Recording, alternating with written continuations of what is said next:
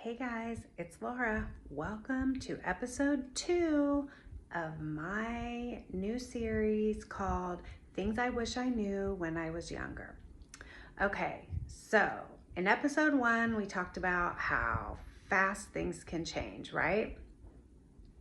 So, episode 2, I want to just give a quick talk to all my single moms out there. Sometimes we feel alone and just like we have so much on our plate and we never have enough help. So I have 3 kids.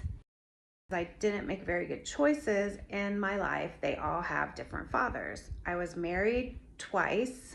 I was married to my first husband. Truthfully to God, don't even know where he's at.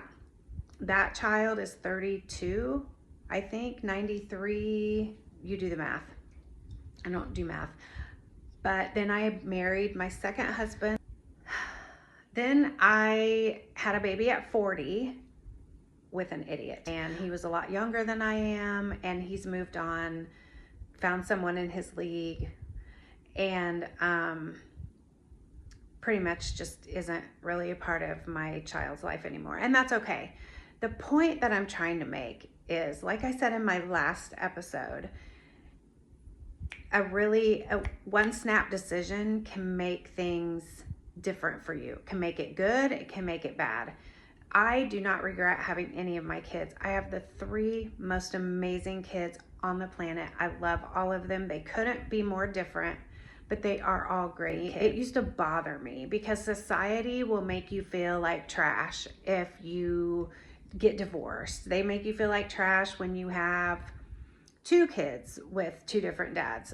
The more the merrier, 3 kids with different dads. So for a long time, I'm a late bloomer because for a long time, I just felt like I didn't deserve or wasn't able to make a life for myself. Maybe that I didn't deserve it or that my life had already been planned out for me because I just felt like a failure in marriage, a failure to my kids. So what I want to say is, just because you make mistakes in your life and you make bad choices doesn't mean that your trajectory can't change.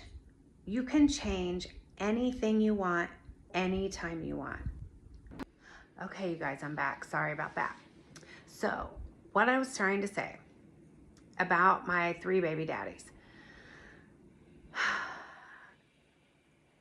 I think where I was is, for a long time, I thought, well, I just keep screwing shit up. I'm a failure in a lot of ways. And I felt like people looked at me funny because I had 3 kids with 3 different dads. And even though I'd been married to 2 different people, I was just a mess. Like in my last video, I talked about what happened to my dad. He died when I was in my 20s, 21. Back then, we didn't know anything about trauma. We didn't know how trauma worked. We didn't know there was ways to heal from it. I didn't learn that until I was 50s when my daughter got hurt in 2020. I didn't know there was EMDR. I didn't know there were things you could do to actually try to help and heal your brain. I didn't understand that trauma caused brain damage. I just didn't know. And so I just think after he died, and I had a lot of guilt and I had a lot of confusion, and everything was really super chaotic after that. It was hard to watch my mom suffer. I was the only one between my sister and mom and I that wasn't there during the incident when it happened. It was a very traumatic situation. And I think now that I'm older, I have realized what I did was tried to fill an empty hole of the loss of my father that's just not fillable. And that kind of loss and that kind of realization is actually very difficult, especially when you're not educated and you're not emotionally mature and you don't know that, you just have to learn to live in a different way without that person. So that, I think, jump-started a plethora of very dumb decisions and stupid choices. That trauma, that sudden death caused me to just make a lot of dumb decisions trying to fill a void that couldn't be filled. And I'm not making excuse. I don't think that's an excuse for my behavior. I just don't think I knew what to do. I think that is exactly what happened. And anyway, after I had my daughter, something about having a girl, I love my boys. They're the best. They were easier, you know, but something about having a daughter made me realize, first of all, I had to run away from town because I grew up in a small town. I was pregnant by an idiot that had no future.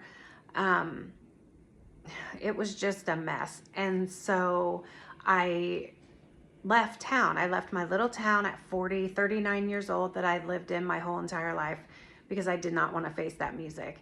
So I moved out west. I moved to New Mexico. I had an awesome time. That is a story for another day, but I loved it there. I moved away, and as my daughter started to get older, I started to realize, okay, there's a cycle here. There's a cycle of incidences that are happening in my life, and the only common denominator is me. So I must be the problem. That's not easy to realize in a person's life. Like, that's hard. But I did it. I realized, hey, sister, you're the problem. You're the issue. You're the common denominator in all of these failed relationships. Now you've got all these kids. They're all far apart. You know, I made kind of what some people might refer to as a mess. But man, we made it work. My kids are all close. The siblings all get along. Like I said, now that I understand that I was just trying to deal with grief that I did not have the tools in the toolbox to handle, but I went out and I figured it out. I went on to I'd gotten my bachelor's degree before I had my daughter, but I was already working on trying to get accepted into a graduate program so I could finish my master's. And I did it. I got it done. It cost me more money than I'll probably ever be able to pay off, but I became a licensed speech language pathologist despite all the people that tried to work against me. You know, my daughter's father, his family were not helpful. That is a video that's a book, seriously. Like, whew, let me tell you, you guys, whew, let me listen. That's going to take a day when I can go to the dispensary before I start filming so I don't stroke out. But anyway, I had a lot of things going against me. A lot of people did not want to see me succeed. My family, yes, they did.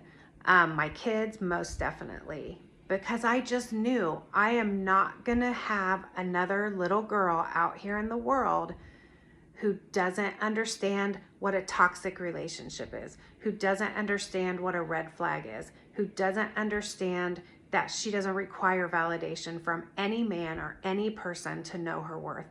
And that led me on an awakening that was dark and scary. And now that I'm kind of have come out on the other side, this is the first time in my entire adult life, since I was in high school, honestly, that I've ever been single, completely single, and alone.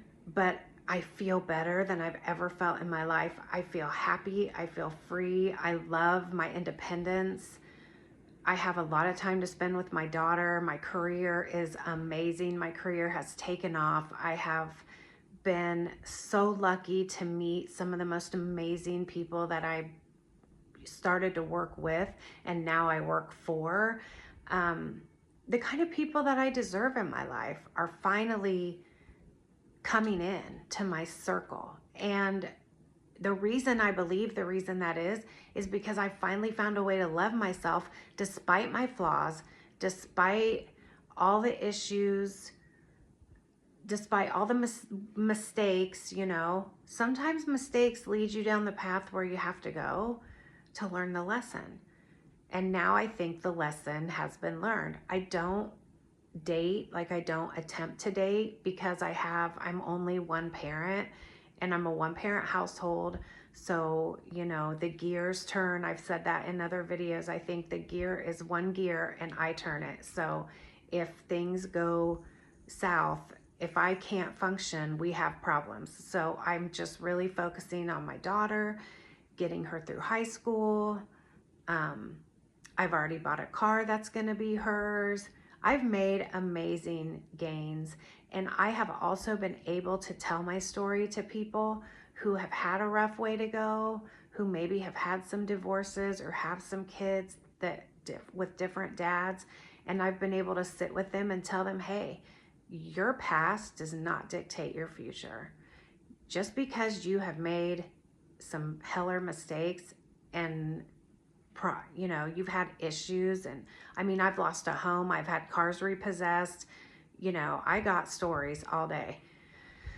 And I think that telling those stories is going to help heal me and heal my soul. And I think when you go through such a kind of a dark night of the soul, when you go through such a dark period where you finally take accountability for your life, you realize, man, maybe what I have gone through could help someone else, and maybe they won't have to struggle, you know, to the same level that I have. So this is not really how I planned for kind of episode 2 to be, but episode 2 in a nutshell would be, don't doubt yourself. Don't let your past dictate your future. Keep working hard. Do your best. You don't require any validation, but the validation that comes from within. Heal your inner child. Heal all the things that you possibly can. Get whatever help you need. And, you know, if anybody has questions, leave them in the comments. And while you're here, you might as well follow me. Because listen, I'm a single mommy with a teenager. I don't have a child support order. Sometimes I get money, sometimes I don't. You never know what you're going to get with this clown that, you know, I'm dealing with. So